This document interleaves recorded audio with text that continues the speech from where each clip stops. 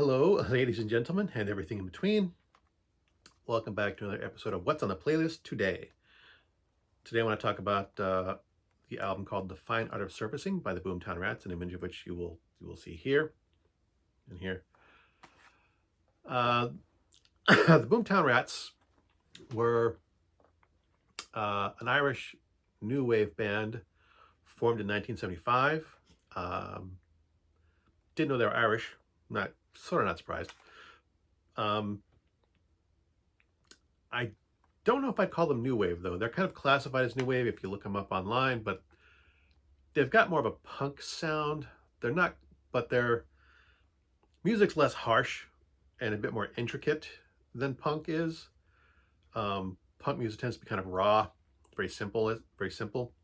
Not a knock on punk music. I mean, the music's fun to listen to, but lyrically and musically, it's usually not that complex. Boomtown Rats are a bit more complex than standard punk. I think they would fall in the category of alternative rock, but that's kind of a broad category and doesn't really tell you what the band is. So anyway, they're a band that lasted from 75 to 86, so they had a 9-year run, put out several albums. This is their third, Find Out of Surfacing is their third album. The band was much better received in the UK than in the US.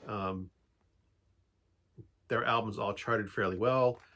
The Fine Art of Surfacing actually hit #1 in the charts in the UK. I can't remember if the album hit #1 or not. Their lead single, I Don't Like Mondays, that hit #1 in the UK charts. The album might not have hit #1, but it was pretty high up. It might have been in the top 10. So this band was much better liked in the UK than in the US. Which surprises me, which we'll get to later. The album itself, I Don't Like Mondays was their lead single both in the US and the UK. The band actually toured the US to promote the album before it was actually released. Considering it topped the charts at 103, and I Don't Like Mondays topped the US charts at 73, not much success in the United States. The music itself feels kind of upbeat when you listen to it, but when you actually listen to the lyrics, it's actually pretty dark, which I like that little dichotomy there. Happy music, dark lyrics. That does seem to be a theme in some of the alternative bands that I like, which I had never actually thought about before, but it does seem to be something that I lean towards in this style of music. Let's see, what else can I say about the album itself? I really liked it. This is actually one of the oldest CDs that I have. I think I mentioned that when I talked about the album Boston's debut album, that was one of the oldest CDs that I had. This is another one. There's roughly 5 or 10 CDs that I purchased when I lived before I even had a CD player. This is one of them. I had a roommate who had a CD player. Started buying CDs when he moved out. I had to buy my own CD player. But I bought this album probably around the time the band broke up. So 85, 86, something like that. And as in when I previously mentioned that I like introducing people to stuff they might not have heard before, this has probably fallen out of favor. And I was very surprised when I heard it didn't chart that well, because I remember this getting a lot of radio play. Not just I Don't Like Mondays, which was their lead single, but there's another song, Someone's Looking at You. I've also heard on the radio. But Portland, I lived in Portland, Maine in the mid 80s. And Portland, Maine actually had a pretty big alternative music scene. I'm going to say big, but you could easily go out on a Friday, Saturday night into a bar and find some type of alternative band playing.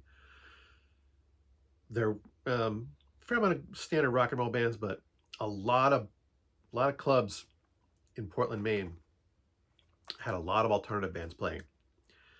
And as a consequence, the local radio stations played a lot of alternative music, even the big ones. You know, they try and find one or two singles just to get the kids in. So I remember this album getting a lot of play, not just on the radio, maybe not as much on the radio, but like a lot of people that I worked with, hung out with, they all knew this album, they all played it. The band's success was also kind of overwritten by the frontman, Bob Geldof, who had a leading role in the Pink Floyd's The Wall movie and went on to do a lot of charity work after the band broke up. So he was a very public figure after the band broke up. And like I said, he sort of overshadowed the band's success. And I think it's a real shame that this didn't do better. There isn't a song on this album I don't like. I have played this album over and over and over again, not repetitively, but being one of the oldest albums that I own, I have listened to it a lot.